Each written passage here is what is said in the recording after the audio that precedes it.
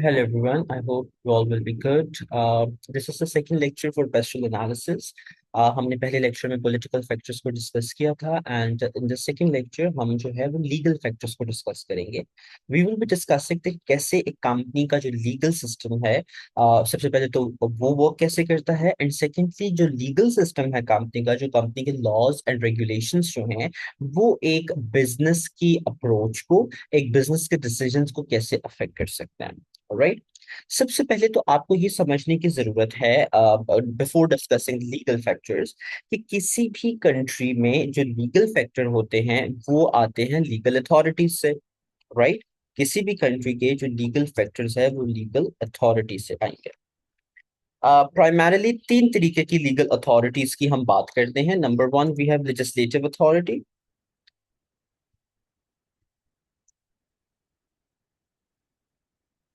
Number two, हम बात करते हैं जो हमारी एग्जेक्टिव अथॉरिटी होती है. एंड नंबर थ्री, हम बात करते हैं जो हमारी आप कह सकते हैं इंटरप्रिटेशन अथॉरिटी, या जिसको हम जुडिशियल अथॉरिटी भी कहते हैं.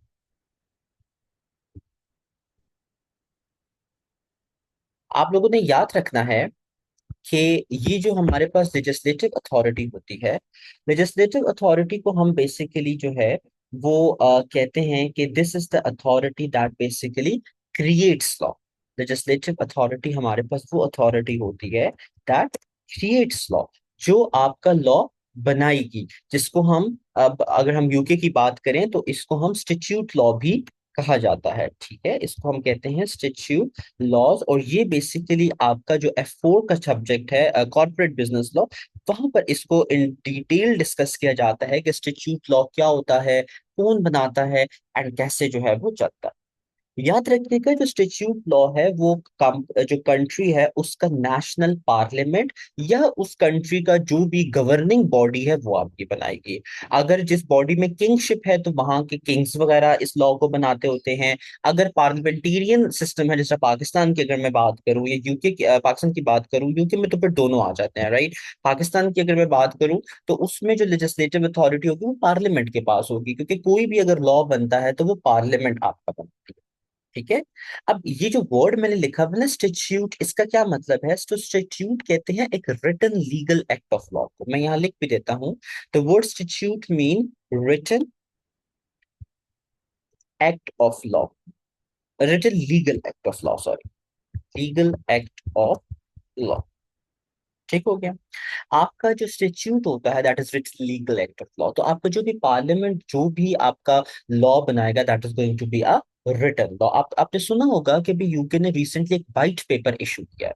That white paper is a written proposal. उस पर अब डिबेट हो रही है पार्लियामेंट में, and if that comes out तो that will be a statute या लेजिस्लेटिव लॉ आपका कंसिडर हो जाएगा. ठीक है.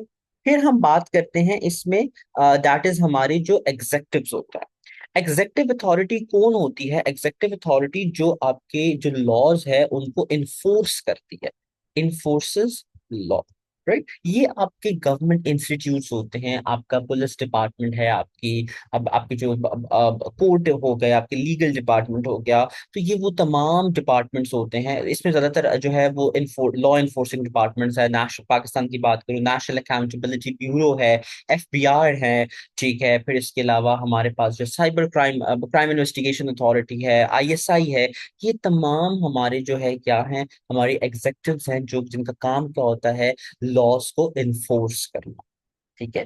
और फिर हमारे पास आ जाती है जुडिशियल अथॉरिटी. जुडिशियल अथॉरिटी कौन होती है? ये आपकी कोर्ट्स होती हैं जो आपको बताते हैं कि किसी भी लॉ को कैसे इंटरप्रेट करना है, किसी भी लॉ को कैसे अपनी जिंदगियों में यूज करना है. That is how to interpret the law given by a legislative authority. ये काम होता है आपकी जुडिशियल अथॉरिटी का. जुडिशियल अथॉरिटी जो अपने केस लॉ से, अपने केसेस से जो है वो आपको बताती है, डिसीजन से बताती है कि इस तरीके की सिचुएशन में इस तरीके का लॉ इम्प्लीमेंट किया जाता है. ठीक है। तो याद रखिएगा केस लॉज, अब अगर हम बात करें, ये बहुत सी कंट्रीज में एप्लीकेबल होता है, जो खास करके जो इंग्लिश स्पीकिंग कंट्रीज हैं, जैसे यूनाइटेड स्टेट्स हो गया, यूके हो गया, ऑस्ट्रेलिया है, न्यूजीलैंड है, कनाडा है। These are all dominant English language countries. इन कंट्रीज में ये चीज आम है कि वहाँ की जो जुडिशियल जो अथॉरिटी है, वहाँ की जो कोर्ट्स हैं, they are going to present case laws. वो अपने कोर्ट डिसीजन से किसी भी एक सर्टन सिनेरियो में जो भी डिसीजन वो लेंगे, then they have the power to make it a law. और ऑब्वियसली वो फिर पार्लियामेंट की जो है वो सेटिस्फैक्शन से ही बनता है, but there is a route कि वो कोर्ट से होकर पार्लियामेंट में जाकर लॉ बन जाए। तो this is quite possible. Okay. तो याद रखिएगा लीगल अथॉरिटीज हमारे पास ये तीन होती हैं। अब जो हम बात करेंगे कि लीगल फैक्टर्स कौन से हो सकते हैं जो ये अथॉरिटीज इम्प्लीमेंट करती हैं और एक बिजनेस पर अफेक्टिव होते हैं, तो आपके कोर्स तक जो है उन्होंने एक से दो ही फैक्टर जो है वो मेजर चीज डिस्कस की भी है। एंड मेजरली उसमें जो है आपका डेटा प्रोटेक्शन एक्ट है। राइट।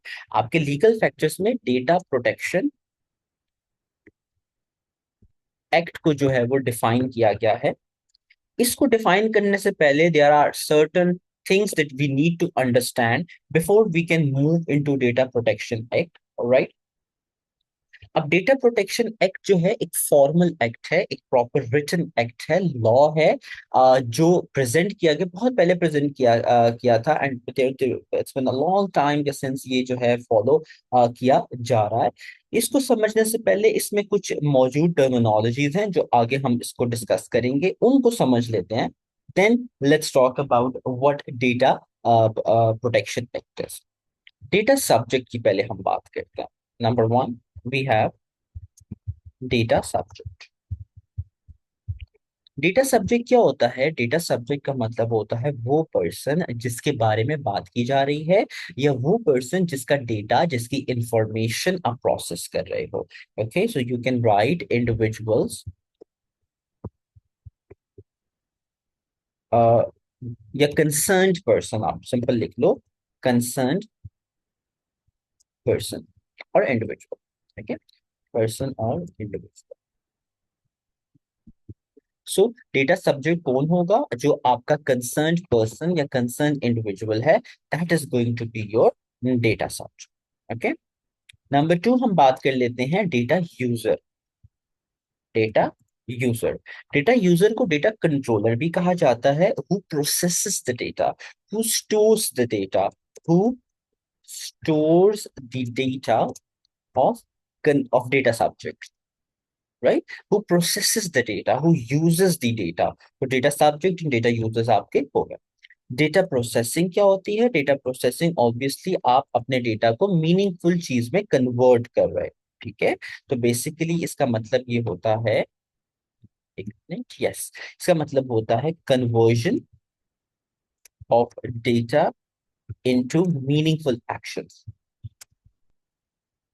ओके।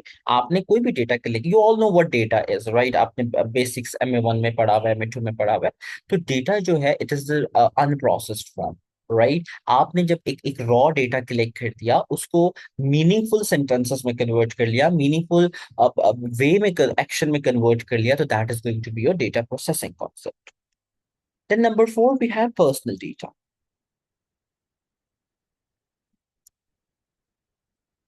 पर्सनल डेटा की डेफिनेशन जो है, it's very wide definition. The definition that I know is basically कोई भी ऐसी इंफॉर्मेशन जो कि एक स्पेसिफिक पर्सन से रिलेट करती है, एंड दैट इज डायरेक्टली और इनडायरेक्टली आइडेंटिफाइड। ठीक है। तो any information relating to any person that can be directly or indirectly identified। Right. कोई भी ऐसी इंफॉर्मेशन किसी के भी बारे में जो कि डायरेक्टली या इनडायरेक्टली पता लगाई जा सकती है, उसको हम कहते हैं पर्सनल डेटा। ठीक है, हम इस पर मजीद भी बात करते हैं। तो याद रखिएगा, पर्सनल डेटा में आपकी अब कैसी चीजें आ जाती हैं। पर्सनल डेटा में फॉर इंस्टेंस मैं अब यहाँ पर आपको एग्जांपल्स दे देता हूँ। सबसे पहले आप कह लो कोई भी ऐसी चीज जो आपको डिफाइन करती है, राइट। कोई भी ऐसी चीज जो एक जिंदा इंसान को डिफाइन करती है। आपका नाम, आपका एज, आपकी डेट ऑफ बर्थ, आपका जेंडर, आपका हाइट, आपका वेट, आपकी फिजिकल डिटेल्स, आपका religion, these are all your personal, आपका phone number, contact details, right, आपका marital status, these are all your personal descriptions जो आपको डिफाइन करती हैं। This is your personal data. Okay. फिर इसके अलावा जो है आपके डेबिट कार्ड नंबर्स, आपके क्रेडिट कार्ड नंबर्स, आपका पासपोर्ट आईडी, आपका आपका आइडेंटिफिकेशन कार्ड, आपका ड्राइविंग लाइसेंस, आपका आपका school registration numbers, these are all your, या university details, these are all your personal details. ठीक है। इसके अलावा आपका फैमिली हिस्ट्री, आपकी ethnicity detail, are are you Asian और कोरियन और जापानीज और American, these are all your personal details. आपका ब्लड टाइप, आपका डीएनए, आपकी मेडिकल हिस्ट्री, आपको कोई डिजीज है या नहीं है, आपकी disabilities, these are all your personal details. आप कहाँ रह रहे हो, आपका प्लेस ऑफ बर्थ क्या है, प्लेस ऑफ रेजिडेंस क्या है, आपकी कोई पॉलिटिकल प्रेफरेंसेस क्या हैं, आपके इंटरेस्ट क्या हैं, आपकी हॉबीज क्या हैं, आप कहाँ पर पढ़ते हो, एजुकेशन क्या है, आपका ऑक्यूपेशन क्या है, these are all your personal details. So I have given you a lot of examples, right? जिन एग्जाम्पल्स को मैं यहाँ पर अगर क्लासिफाई करूँ तो I will just write number one, आपकी you can say number one that is going to be your personal description, right. Personal description में the things that define you, okay. Then आपके कोई भी identification number, numbers, right. Then number three इसमें जो है that is your ethnicity, आप कहाँ से बिलोंग करते हो, क्या फैमिली बैकग्राउंड है, ठीक है। देन नंबर फोर आपके हेल्थ रिकॉर्ड्स, एंड उसके बाद आपके जो है प्रेफरेंसेस, इंडिविजुअल प्रेफरेंसेस कह देते हैं उसको, या पर्सनल प्रेफरेंसेस, चलो, right. So these are basically all your personal data. अब जिसके बारे में बात की जा रही होगी, जिसके डेटा के बारे में बात की जा रही होगी, that person is going to be the data subject. जो बात करेगा या जो इस चीज को होल्ड करेगा, that is going to be the data user. और इस इंफॉर्मेशन को वो कैसे यूज कर रहा है, दैट इज डेटा प्रोसेस। ठीक है। अब देखिए, it is very important now, this is very very big information. Okay. और आपको ये बात याद रखनी है कि जब भी किसी भी पर्सन का पर्सनल डेटा किसी के पास भी होता है तो उसका मिसयूज बहुत इजीली हो सकता है। And you guys far know far better than me कि कैसे देयर आर सर्टेन वेज जिनसे आप किसी की भी पर्सनल डिटेल्स लेकर, पर्सनल डेटा लेकर आप उसका मिस यूज कर सकते हैं, स्पेशली आजकल के टाइम पे where AI is available, where everything is available, right. You guys very well know this stuff. So there are rules, there are, I will not say rules, there are laws that everyone must have to follow regarding the personal. अब वो जो rules हैं, उन rules को define किया जाता है by your data protection act, right. So I hope now you guys will know that data protection act basically एक ऐसा एक्ट है जो आपके पर्सनल डेटा के यूज, स्टोरेज एंड कंट्रोलिंग से डील करता है। ठीक हो गया। अब हम इसमें जो बात करेंगे वो ये बात करेंगे कि डेटा प्रोटेक्शन एक्ट है क्या, और डेटा प्रोटेक्शन एक्ट करता क्या है, और डेटा प्रोटेक्शन एक्ट जो है वो किन किन, यू कैन से दैट, लोगों पर एप्लीकेबल होता है, और और what is all about this basically. ठीक है। सो सबसे पहले हम बात करते हैं डेटा प्रोटेक्शन एक्ट की। अच्छा, मैं यहीं पर आप डेफिनेशन इसके लिख देता हूँ। It's basically an act that protects the personal rights of individual. Okay. Data Protection Act is an act that protects the personal rights of individuals. Okay. इसके बाद जो है, याद रखिएगा, अब डेटा प्रोटेक्शन एक्ट में हम किन किन बारे में या किन चीजों के बारे में बात करेंगे? तो डेटा प्रोटेक्शन एक्ट जो है वो आपको ये कहता है, नंबर वन, या let me make it more formalize. Okay, सबसे पहले जो है डेटा प्रोटेक्शन एक्ट के एम्स के बारे में मैं बात बता देता हूँ। इसके एम्स क्या होंगे? Number one, lawfulness, fairness and transparency, and transparency.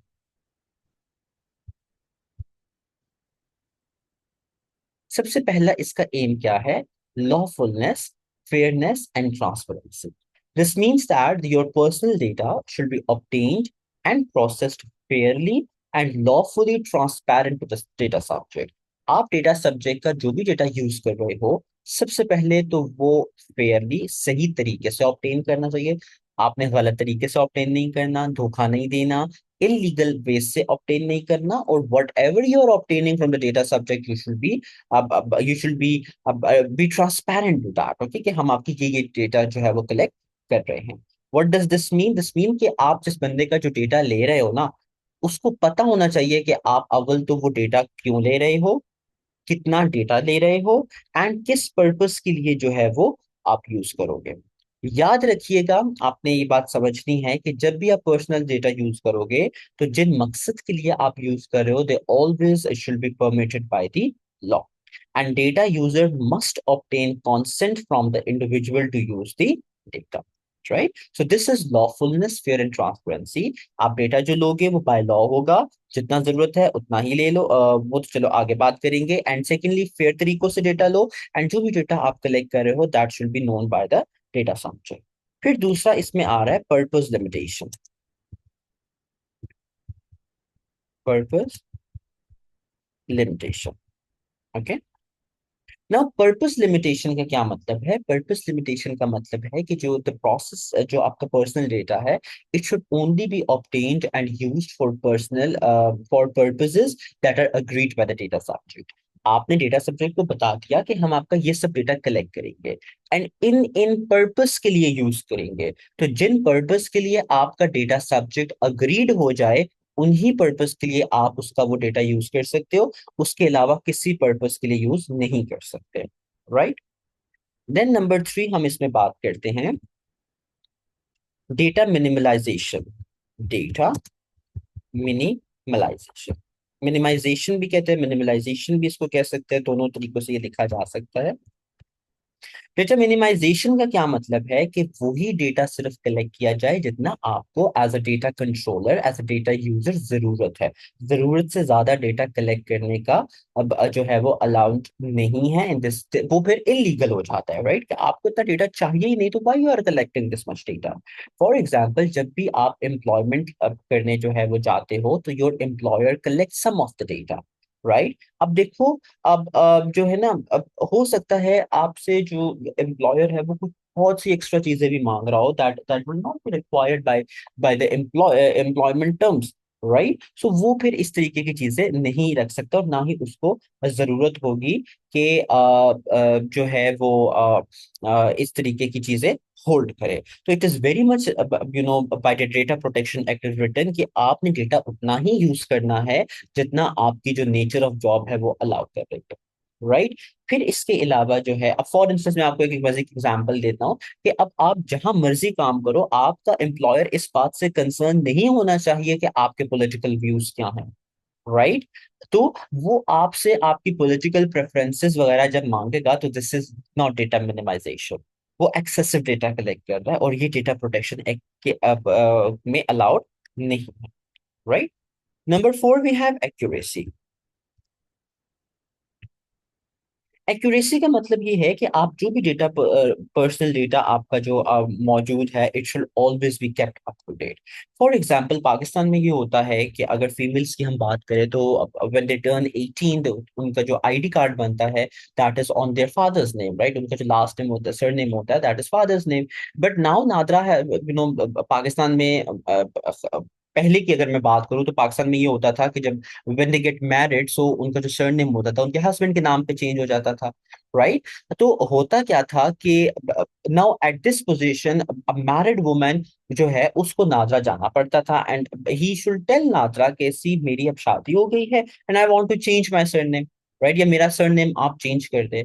So this is how आप डेटा एक्यूरेसी मेंटेन रखते हो। बट अब NADRA obviously have given you the choice to whether add the name or not, so that is something, something different. But how accuracy should be maintained कि अगर आपके addresses change हो रहे हैं तो you should tell the bank that hello, मैंने अपने account पे ये एड्रेस लिखवाया था, अब मैं इस एड्रेस पे नहीं रहता, I need to change my address. So this is how आपने अपनी डेटा एक्यूरेसी मेंटेन रखनी है। और ये एक्यूरेसी जो है ना वो डेटा सब्जेक्ट की तरफ से आती है, राइट। फिर इसके बाद स्टोरेज लिमिटेशन की हम बात कर लेते हैं। Number 5, storage limitation.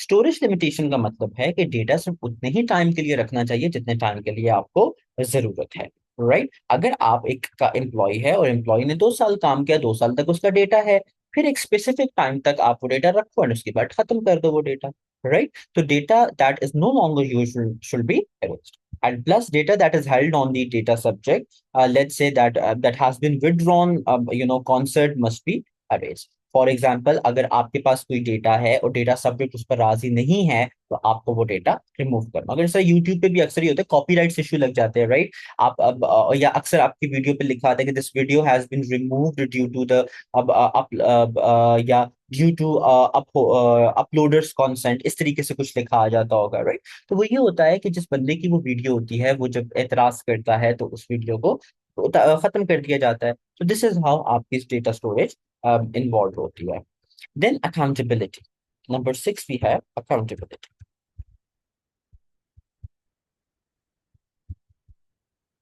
अकाउंटेबिलिटी का मतलब है कि जब डेटा यूजर के पास इतना डेटा डेटा सब्जेक्ट का पड़ा हुआ होगा, तो data user must be able to demonstrate the compliance with data protection legislation, right. देखो, this was all the debate about कि अगर डेटा सब्जेक्ट एक बंदा, डेटा यूजर एक बंदा है और उसके पास डेटा सब्जेक्ट का इतना ज्यादा डेटा मौजूद है, तो फिर at the end of the day data सब यूजर पर ये लाजिम है कि वो तमाम अकाउंटेबिलिटीज को फुलफिल करे, वो उस डेटा को सही तरीके से जो है वो यूज करे, राइट। सो देखो, आपका जो भी डेटा यूज हो रहा है उसकी डॉक्यूमेंट्स वगैरह आप मेंटेन करो और इन तमाम चीजों को आप जो हो एज एन एविडेंस तौर पर यूज करो। Then we have international transfers. इसके बाद हम बात करते हैं इंटरनेशनल ट्रांसफर्स की।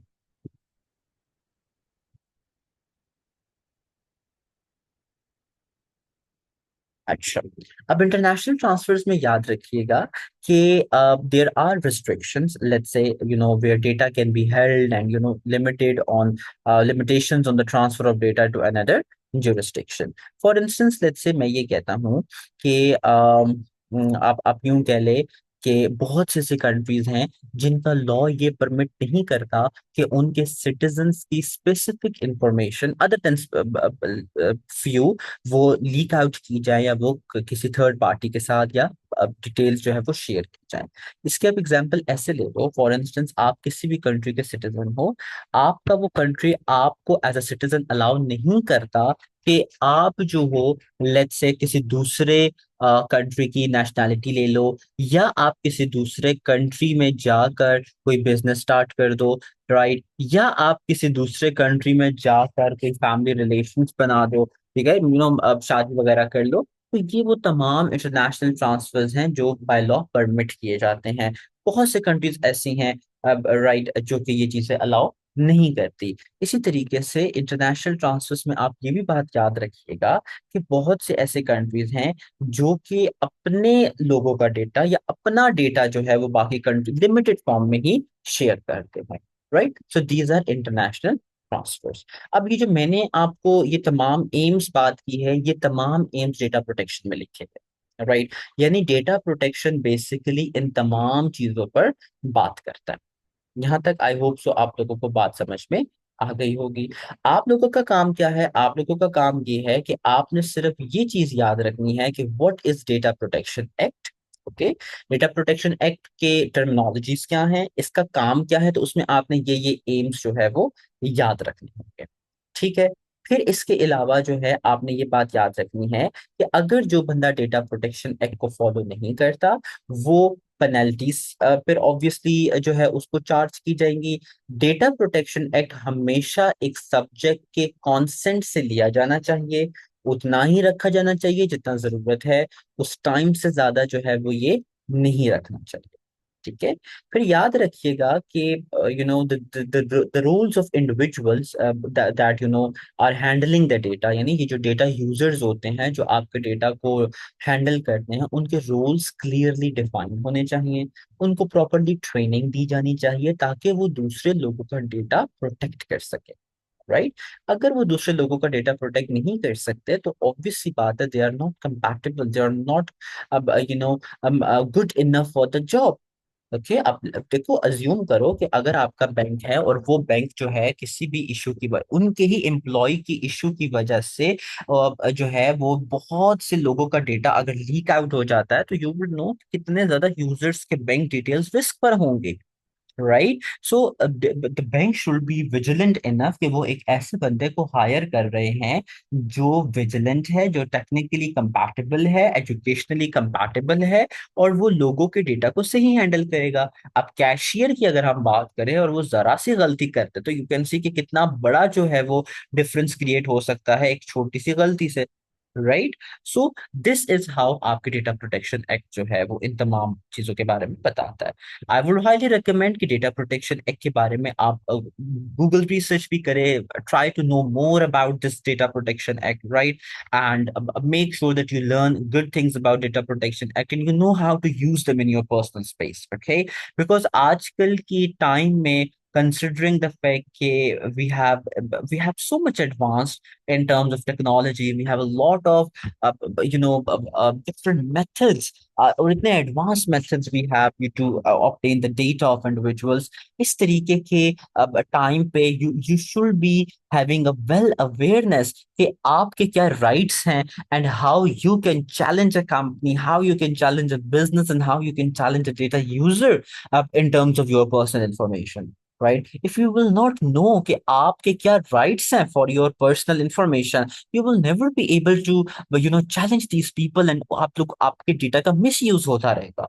There are a lot of examples हमारे सामने जो we have seen कि कितना misuse होता है डेटा का, लोगों को blackmail किया जाता है, then लोगों hacking भी इसमें involved होती है, लोगों की personal details को use करके और उनको थ्रेट किया जाता है। Right. So these are all the examples of illiteracy regarding this data protection act. So as far as you will know about your rights कि हम हमारा क्या राइट है, right, so you will be able to fight with this. I guess आप लोगों को शायद शायद पता हो, शायद नहीं पता, but there is an international law कि आप अगर किसी भी बाहर की कंपनी में काम करने जाते हो, तो बाहर का जो एम्प्लॉयर है वो आपका पासपोर्ट रिटर्न नहीं कर सकता किसी भी सूरत में। right? But there has been a lot of certain cases, especially in Dubai के एरियाज में, कि वहां पर क्या होता था कि जब दुबई की कंट्रीज ये स्मॉल लेबर को, जो वर्क, ये जो अब डेली वेज पे लेबर जो होता है, इनको जब बुलाते थे तो इनके जो पासपोर्ट्स थे वो कन्फिस्केट कर लेते होते थे, एंड कन्फिस्केट करने के बाद इनसे काम लेते थे और इनको पे भी नहीं करते थे। अब उस बंदे के पास उसका पासपोर्ट भी नहीं है, तो he cannot even go out of the country, he cannot even tell the police as well कि उसके पासपोर्ट उसके पास नहीं है। Right. So this is how के लोगों के पर्सनल डेटा का मिस यूज किया जाता था। Why? Because those people will not know कि how they can save themselves from this kind of misuse, और what their personal data is, उनके राइट्स क्या हैं। Right? So this was not just about the lecture. This was not about just about the F1 thing. You should know कि आपके personal rights क्या हैं, आपकी personal space क्या है, आपकी privacy क्या है. You all should be knowing this thing. Right? And you should emphasize on this even in your homes, even in your education sectors, even in your job sector, or even in your practical lives. As far as you will be knowing this thing, only then you will be able to protect yourself from such kind of things. अगर आपको नहीं पता what are your rights regarding your personal data, then unfortunately day or another, आज नहीं तो कल, you will be kind of be a victim of this thing, right? So it's better that you should learn about this not from a perspective of your subject or from the exam, but from perspective of your personal guidance. Right. So this was all about in this lecture, this in which we talked about legal factors, we talked about Data Protection Act. So do give it a read from your study hub, from your books, and even do go and do some Google research as well about Data Protection Act. And one thing I forgot to tell you guys, that this Data Protection Act was the current Data Protection Act जो UK में चल रहा है, where is it? Yeah, the UK में चल रहा है, that is regarding to 2018. 2018 में ये मॉडिफाई किया गया था, एंड 2018 से ये जो डेटा प्रोटेक्शन एक्ट है आपका यूके ने अडॉप्ट किया हुआ है। और इसमें जो है कुछ न्यू इंट्रोडक्शन हुई थी, तो वो जो इंट्रोडक्शन थी, these were all these introduction जो 2018 के बाद से बहुत ज्यादा एप्लीकेबल हो गए। ठीक है, this was all in this chapter. हमने लीगल फैक्टर्स की बात कर दी। अब जो नेक्स्ट चैप्टर होगा, या नेक्स्ट लेक्चर जो होगा, we will be talking about another factor. तब तक के लिए take care guys and have a good day, bye.